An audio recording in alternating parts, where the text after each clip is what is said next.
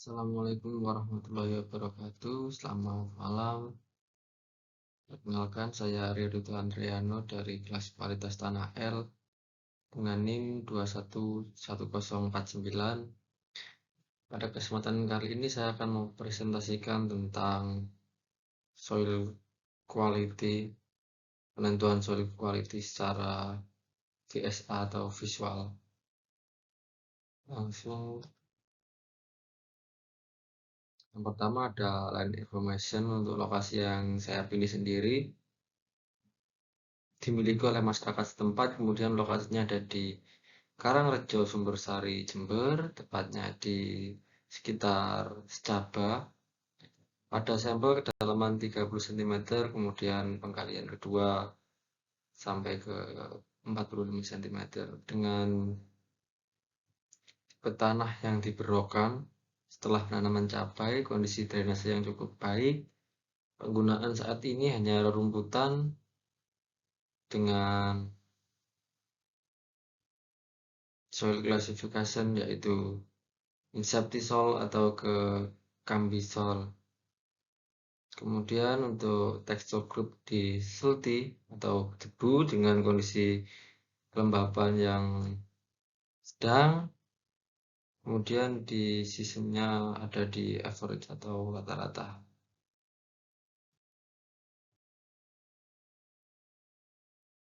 Yang pertama ada indikator kualitas tanah.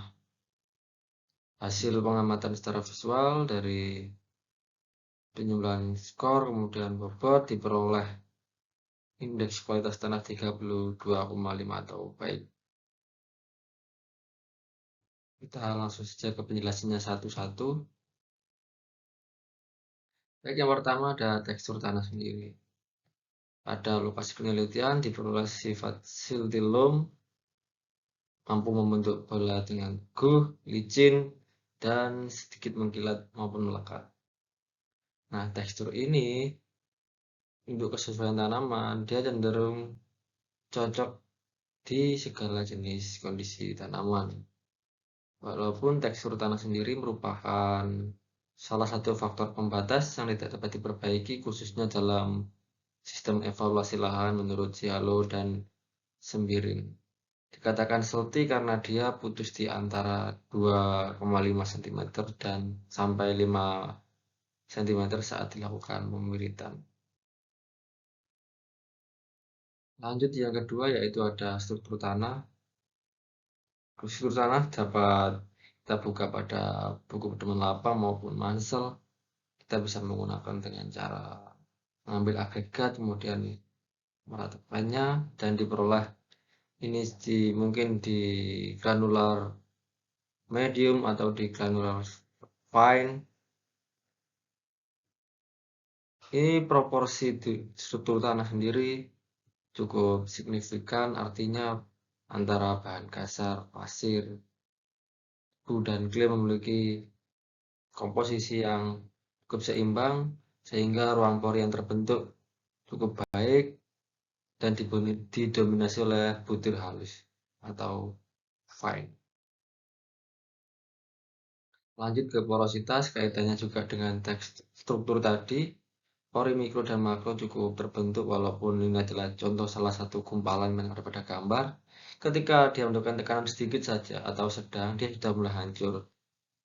Visual skornya sendiri adalah 2 karena ruang antara ruang pori mikro, meso maupun makro dia cukup seimbang dengan kondisi tekstur yang seimbang juga komposisinya. Kondisi tanah sendiri yang diperlukan, kemudian rerumputan yang tumbuh cukup minim dengan ketinggian mungkin 5 cm. Lanjut di warna tanah bisa kita lihat secara visual di sini. Lapisan atasnya cenderung gelap, kemungkinan ini adalah hasil bahan organik. Beberapa penelitian seperti AJIS 2016 juga menyatakan bahwa tanah warna gelap disebabkan oleh adanya kandungan bahan organik. Untuk skornya sendiri mempunyai skor 2.